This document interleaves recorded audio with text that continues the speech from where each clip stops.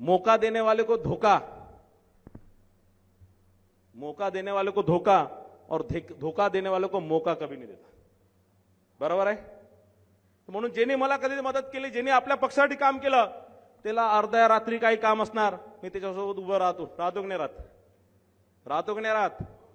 पण ज्यांनी धोका दिला कधी कधी माफ करतो. पण एक चांगलं या माध्यमातून निश्चितच एक सहकार क्षेत्रामध्ये आपल्या एक चांगली सुरुवात या माध्यमातून झाली आहे. 5 वर्षानंतर आपले जितके सहकारमध्ये निवडून आले, आता ताकदीवर स्वतःच्या भरोशावर आपण पुढच्या सहकार क्षेत्रामध्ये आपण दोन्ही जिल्ह्यामध्ये मुसंडी मारू आणि सहकार क्षेत्रामध्ये आपल्या पक्षाचं वर्चस्व निश्चितच स्थापित करू. काही लोकांनी माझ्यावर आरोप सुद्धा लावले की असं झाला तसं झाला, पण मी काही कोणाच्या आरोपांना काही किंवा कोणी माझ्यावर खापर फोडली. पण त्याविषयी मला हे निश्चितच माहीत झालं की कारण कसं असतं की तुमच्या घरी जर काही चांगलं झालं तर कोणी केलं, पोरगा जसं 10वी मध्ये पास झाला किंवा चांगले मार्क भेटले तर पोराने केलं किंवा आईने केलं. काही चांगलं झालं तर कोणी केलं तर आईने केलं आणि काही खराब झालं तर बापाने केलं. त्याविषयी मला हे पक्का माहीत झालं की शिवसेनेचाही बाप मीच आहे, कारण खापर माझ्यावरच फोडून राहिले. आणि म्हणून कुठेतरी या सगळ्या आरोपांना कुठेतरी लक्ष न देता आपण आपल्या कामाला ताकदीने सुरू ठेवलं पाहिजे आणि ताकदीने सातत्याने आपला पक्ष वाढवण्याचं काम आपण नेहमी केलं पाहिजे. मी तुम्हाला प्रामाणिकपणे, कारण अनेक गोष्टी, अनेक लोक आपल्या जर एखादा विरोध करतात आपण सगळ्यांपुढे ते सांगतो, पण एखाद्या नेत्याने आपल्याला मदत केली तर कधीच ते सांगत नाही. पण मी आज इथे तुमच्या सर्वांसमोर हे कबूल करतो आणि मी आभार सुद्धा मानतो, मनापासून आभार मानतो की मला परत विधान परिषदेवर नेण्याचं काम हे चंद्रशेखर बावनकुळे साहेबांनी केलं. वर सगळ्यांना समजवण्याचं काम आणि परिणय फुके का असला पाहिजे याचं खरं जबाबदारी, म्हणजे खरं जर त्यांनी जर त्यात जर सिंहाचा वाटा असणार तर बावनकुळे साहेबांचा आहे आणि त्यांचा मी मनापूर्वक आभार मानतो. पण हे सगळे आपण आता बँकेचा विषय झाला, कारण आता नगर परिषदच्या निवडणूक येणार आहे, तुमच्या सर्व कार्यकर्त्यांकडून अपेक्षा आहे. पण मी तुम्हाला सांगतो की आता मला सांगितलं, माझा सत्कार केला की बाबा कोऑपरेटिव्ह सेक्टरमध्ये, बँकेमध्ये, दूध संघामध्ये विजयाचे शिल्पकार काही अनेक लोकांनी मला व्हॉट्सअप केले. पण मी प्रामाणिकपणे, प्रांजलपणे हे कबूल करतो की आपल्या या विजयाचे खरं शिल्पकार हे आपले कार्यकर्ता, भारतीय जनता पार्टीच्या प्रत्येक कार्यकर्त्याला हा यश आहे. आणि येणाऱ्या, कारण 3 ते 6 महिन्यात आपल्या सगळ्या नगरपंचायती, नगर परिषदाच्या निवडणूक आहे. विशेष करून भंडारा असणार, लाखणी असणार, भंडारा असणार, पवनी असणार, तुमसर असणार किंवा साकुली असणार. हे सगळे निवडणुका आपल्यासाठी महत्वाचे आहे आणि याच्यात भंडारा सगळ्यात आपल्यासाठी महत्वाची आहे. महत्वाची आहे की नाही? आणि म्हणून आपल्याला ताकदीने यावेळेस भंडारा सगळ्याच नगर परिषद, आता इथे ग्रामीणचे आणि शहरातले आहे, आणि ज्यावेळेस ग्रामीणच्या ग्रामपंचायतीच्या निवडणुका असतात त्यावेळेस शहराचे लोक तिथे जाऊन मदत करतात, मेहनत करतात जिल्हा परिषदच्या निवडणुकीमध्ये. आता तुमच्या सर्व ग्रामीणच्या लोकांनी शहरामध्ये येऊन तुमचे नातेवाईक असतील, मित्र असतील, कोणी ओळखीचे असतील, त्या सगळ्या लोकांना भारतीय जनता पार्टीसोबत जोडण्याचं काम, आपल्या उमेदवारांना मदत करण्याचं काम आता तुम्हाला करायचं आहे. आणि ताकदीने यावेळेस सगळ्या नगर परिषदा आपल्याला निवडून आणायच्या, सगळ्या नगर परिषदेवर युती असो किंवा नसो. मी तर बावनकुळे साहेबांना म्हटलं की साहेब काही युती नका करू, आपण आपल्या ताकदीवर लढू. इथे भारतीय जनता पार्टीचीच ताकद आहे, आपण भले. आणि म्हणून ताकदीने यावेळेस आपण सगळ्या नगर परिषदा निवडणुका आपण लढू आणि 100% जिंकू. आपल्या इथे विधानसभेमध्ये या जिल्ह्यामध्ये 3 आमदार आहे आणि दोन्ही जिल्ह्यामध्ये 7 विधानसभा क्षेत्रामध्ये आपल्या या वेळेस आपण 7.25 सीटा निवडून आलो. किती निवडून आलो? एकच हरलो ना, पण 208 मध्ये ते अधिकार आहे. बाकी ईव्हीएम वर तर आपण जिंकलोय ना, जनतेमध्ये तर आपण जिंकलोय ना. आणि हेही बाकी जे आहे, कोणी मान्य करो की नाही करो, बाकी सगळेच मान्य करता एक सोडून, की बाबा जिंकून आलो मी भारतीय जनता पार्टीच्या कार्यकर्त्यांच्या मेहनतीमुळे. आणि कोणी मान्य करो ना करो, त्याशी शेवटच्या 2 दिवसा पहिले जर आपण मंचावर गेलो नसतो तर काही लोकांना आपल्याच कार्यकर्त्यांनी धूळ चटवली असती की नाही. आणि म्हणून निश्चितच आता या भंडारा नगर परिषदेच्या निवडणुकीमध्ये, पवनी नगर परिषदेच्या निवडणुकीमध्ये आपल्याला आपल्या ताकदीवर लढायचं आहे आणि जिंकायचं आहे.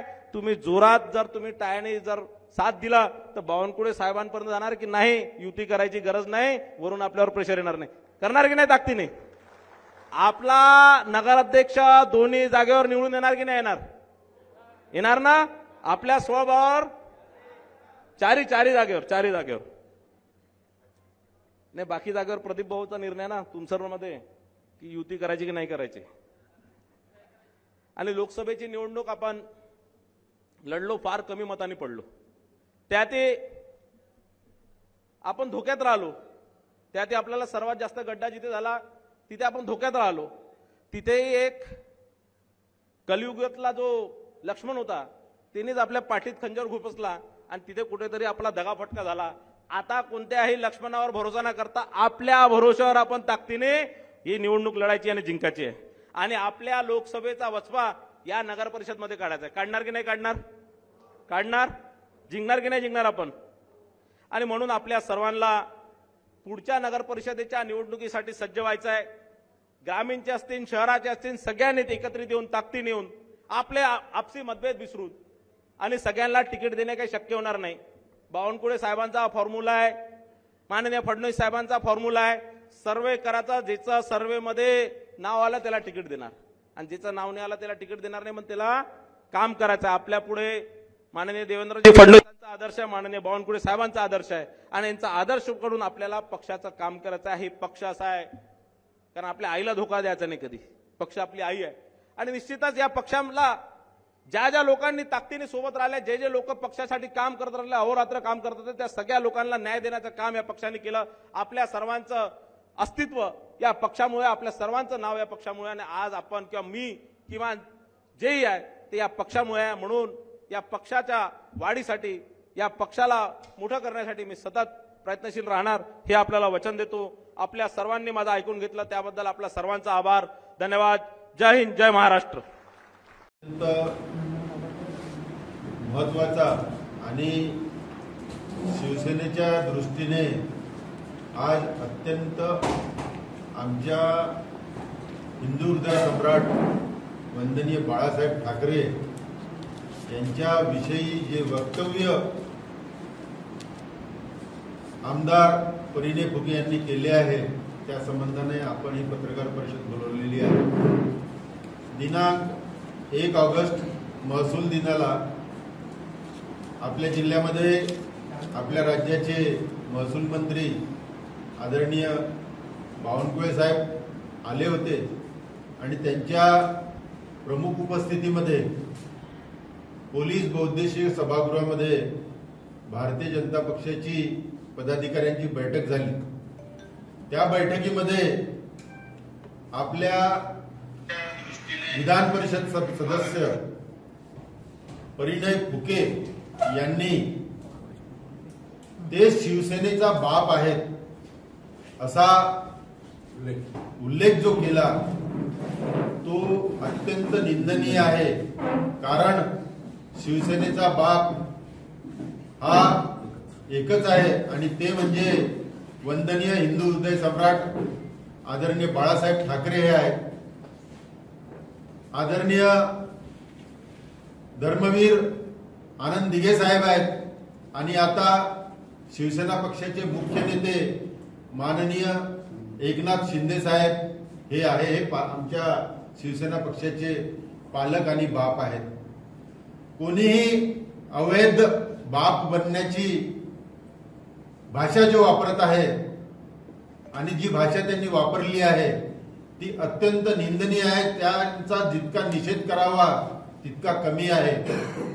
स्वतः नागपूर जिल्ह्यातून या भंडारा जिल्ह्यात आलेलं एक पार्सल, ज्यांना लोक पार्सल, दीड फुट्या असे शब्द वापरतात, अशा एक व्यक्ती ज्याच्यामध्ये ज्यांना सामाजिक भान नाही आहे, राजकीय भान नाही आहे, काय वक्तव्य करावं, कोणाबद्दल करावं, ज्या हिंदू हृदय सम्राट वंदनीय बाळासाहेब ठाकरे यांचा आदर देशाचे परम आदरणीय पंतप्रधान नरेंद्र मोदीजी वंदनीय बाळासाहेब ठाकरे म्हणतात, या राज्याचे मुख्यमंत्री माननीय देवेंद्रजी फडणवीस साहेब वंदनीय बाळासाहेब ठाकरे म्हणतात, आदरणीय परम आदरणीय सरसंघचालक हे सुद्धा वंदनीय बाळासाहेब ठाकरे असा उल्लेख करतात।